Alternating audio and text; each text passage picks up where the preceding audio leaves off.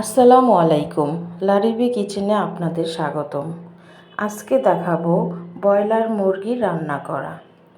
এভাবে রান্না করলে ব্রয়লার মুরগিতে যে বাজে একটা স্মেল আসে তা আসবে না।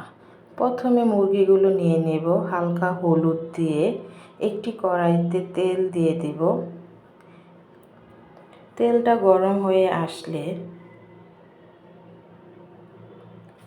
হলুদ মাখানো মুরগিগুলো তেলের মাঝে ভেজে নেব।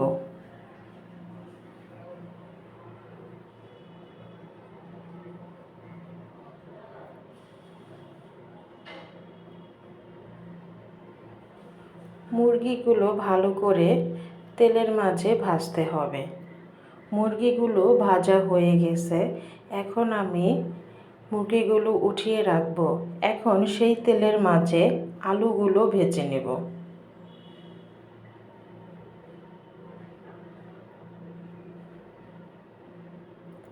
আলুগুলো ভাজা হয়ে গেলে আলুগুলো এখন আমি নামিয়ে ফেলব। এখন অন্য একটি পাত্রে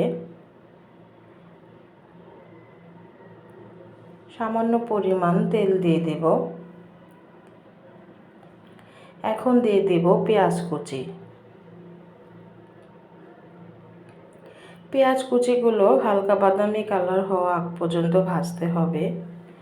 এখন আমি দিয়ে দেব তেজপাতা, লবঙ্গ, এলাচ ও দারুচিনি।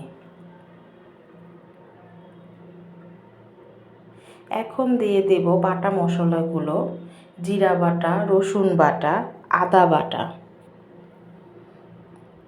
দিয়ে তেলের মাঝে ভালো করে মশলাগুলো কষাতে হবে।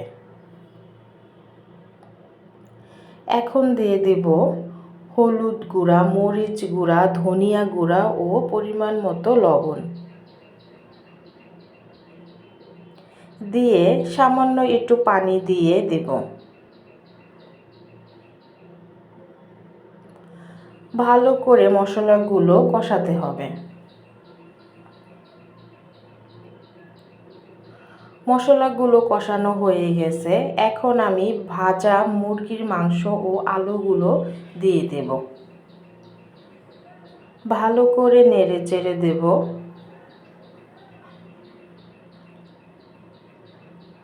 ঢাকনা দিয়ে ঢেকে দেব। ভালো করে কষাতে হবে। কষানো হয়ে গেলে আমি ঢাকনা উঠিয়ে আবার নেড়ে চেড়ে দেব।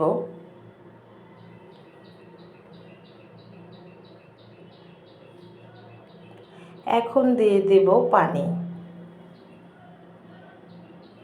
পানি দিয়ে আমি আবার ভালো করে কষিয়ে নেব।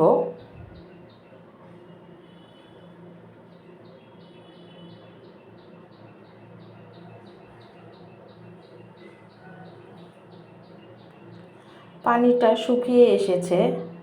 এখন দিয়ে দিব ভাজা জিরা গুঁড়া, গরম মশলা গুঁড়া দিয়ে ভালো করে নেড়ে চেড়ে দেব।